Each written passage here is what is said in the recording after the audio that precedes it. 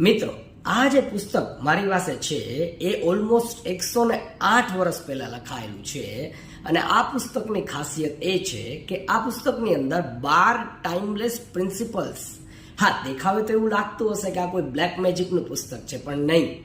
આ પુસ્તક છે ફાઇનાન્શિયલ મેજિકનું કે 1917ની સાલની અંદર નેપોલિયન હિલ નામના લેખકે લખેલું એક પુસ્તક કે જેની અંદર 12 ટાઈમલેસ પ્રિન્સિપલ્સ છે અને આ પ્રિન્સિપલ્સ એ ફાઇનાન્શિયલી રીચ બનવા માટે થઈ અને બેસ્ટ પ્રિન્સિપલ્સ છે. પણ હા, આપણી પાસે થિંક અને ગ્રો રીચ આવી પુસ્તક વાંચવા માટેનો સમય નથી હોતો.